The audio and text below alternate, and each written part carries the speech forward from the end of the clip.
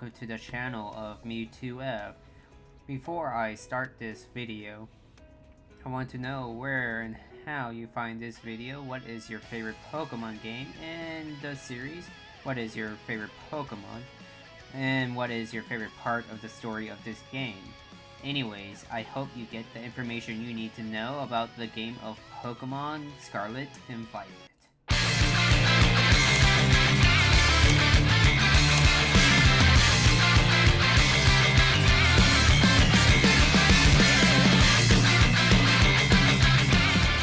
In this video, we are going to be discussing the do's and don'ts in building a good Pokemon team. For now, I will be focusing on what you need to know on the general level of making good Pokemon in your team for this game. Be aware that not all Pokemon games are perfect and you have to adapt to what available resources the Pokemon Company and Game Freak gives to you. Just know you do not have to take everything you get in this video because your experience in the Pokemon game is your choice to make.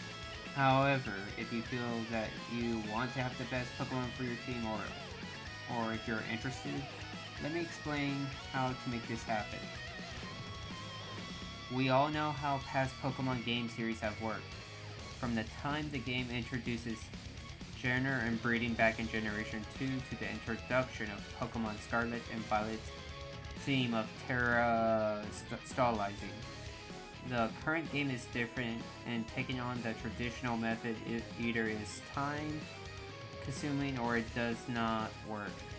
Here are some examples of why some methods do not work.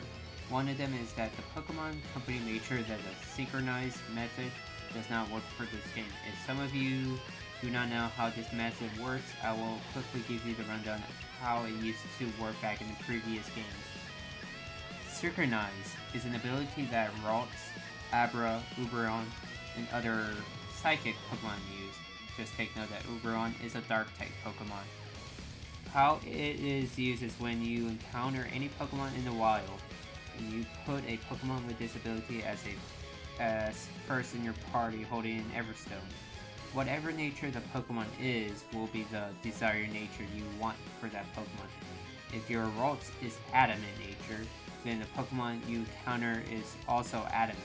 The older generation of the game, Generation 3 Pokemon Emerald, it used to be 50-50, 50% chance that it will be that preferred nature and the 50% chance is hit and miss. However, as you play the 9th generation of Pokemon, the synchronized nature modifier no longer works.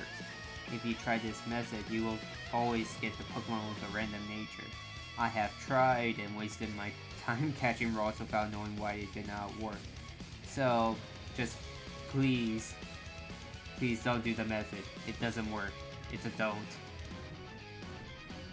Another don't is do not take the time to go and find a Pokemon with a suitable nature, ability, and stats unless you are taking the time to do the shiny hunt, trying to get a Salazzle or a genre-specific Pokemon for a unique evolution, or need to catch the same Pokemon you caught earlier and not use it for the main story.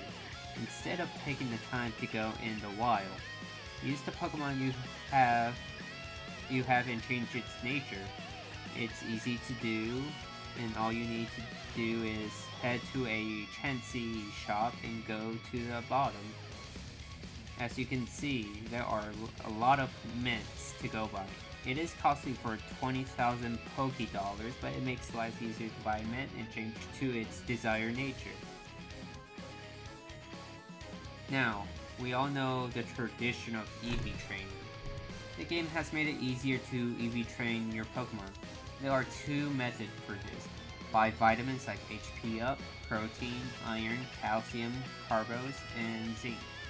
Buying vitamins for EV training is going to be a don't, but like I say, it just depends on how you want to proceed or progress through your gameplay.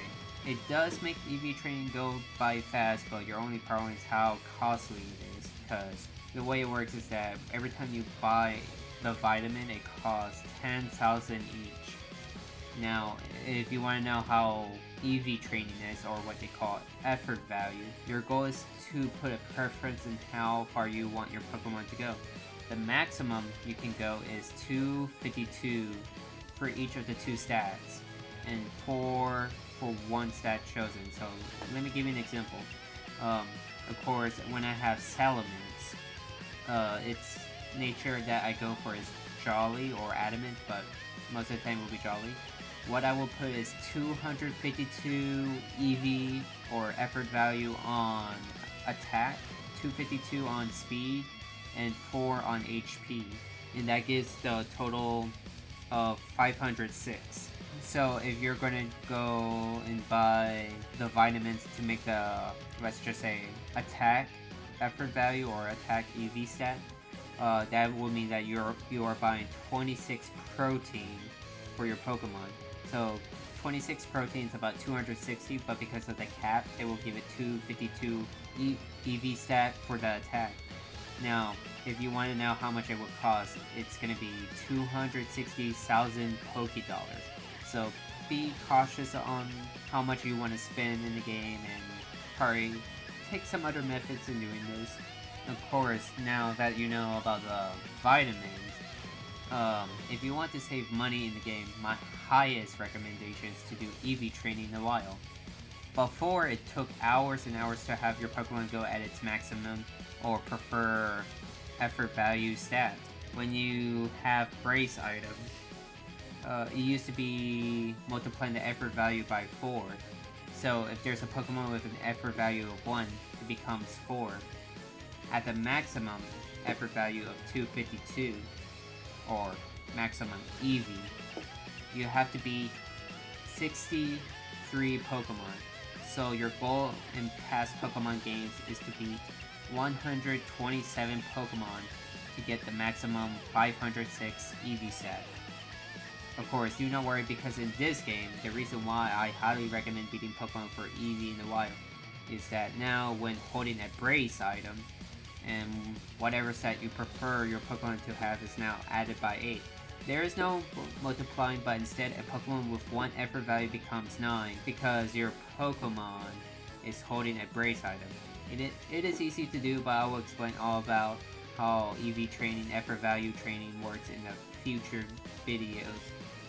Now, of course, the next thing you probably may want to consider is where breeding Pokemon for best IV individuals value stat or individual stat. You can go for that part. This one is 50-50, and it is okay if you claim that this one is in my opinion. However method you prefer in the individual value method, it is definitely your choice.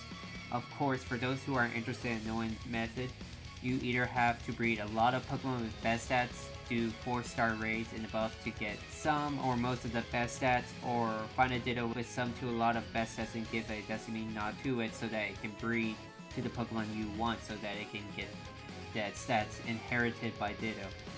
This method is time consuming, but at least it does help you take the chance to get a shiny Pokemon. Now, the method I recommend you is to go to raids, get as many items to collect from them and sell them so that you can buy bottle caps for 20,000 Pokédollars.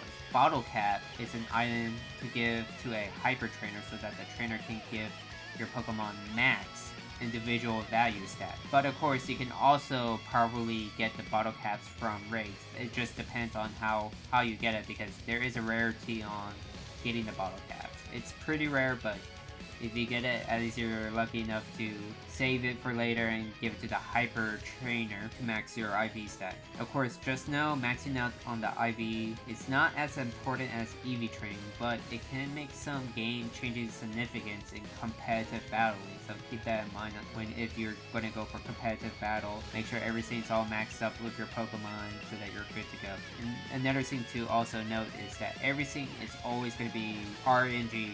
So you have to take advantage of the opportunities this game can give you. So if you go to the desert, this is what I really like about going to the desert. You can just roam around and look for shiny spots. There are a lot of items that you can use or sell in the game. If you are playing in the story, go there and get as many items you need to get yourself ready for upcoming difficult battles. Just know it is going to be difficult, so you have to be prepared for the unexpected. Whether you are progressing through the story or beat the game, there are some valuable items to sell in the Poke Center. Take the chance to stock up or get items you need to enhance your gaming experience. Another do is always take the time to do some raids. A lot of raids can help you complete your Pokedex, get you Pokemon that can help you beat the story, Pokemon you are looking for individual value hunting or IV hunting, taking a chance to get a Ditto, or collecting XP candies and items you need. Be aware that the gaming is weird. There are times where the raid battle lags out and when the Pokemon you raid is pulling unexpected movesets. Anything can happen, but do not give up. Of course, sometimes you just have to also think to yourself that maybe sometimes you probably missed the raids back in the Pokemon Sword and Shield, where it's just they set a time limit of how long you need to make the move and attack the Pokemon, but they should have done it that way, because right now it's just weird how they raid. I mean, I like the concept of it, but I think that, well, it's like saying 3 or 4 strikes you're out should be good enough. I mean, like the time limit is also good as well, but I mean, like I said, the game is not perfect, but they can probably make some improvements on that one. So there is a new mechanic where it's what they call with the food. So there's a food effects in the game that can help you find Pokemon, have more EXP, increase chance for an egg, or have like raid powers or raid encounters when you're doing the raid. You can head to any restaurant in the game and go make a picnic to make a sandwich. Any food any food you use in the game can give you a good boost. If you are looking for a Rulu, it is rare to find. You can make a sandwich to boost the encounter rate for fighting type Pokemon. Rulu will go from being rare to find to being common to find. Same goes for Paradox Pokemon, or that Charcadet that took a while for me to find. Now, of course, I hope that your gaming experience of Pokemon Scarlet and Violet is awesome and fun. I know the game is a whole different experience compared to other games. It is not a perfect game, and yes, there can be some letdowns to the game itself. However, everything is an experiment, sampling out what is performing good in the game and what needs more improvement. It does take time to get used to it as well. And of course, anyways, I hope that you enjoyed the information of how to build yourself a good Pokemon team. If you enjoyed watching, please leave a like and subscribe if you want to know more about this game or future games. Hope everybody's having an awesome journey of Pokemon.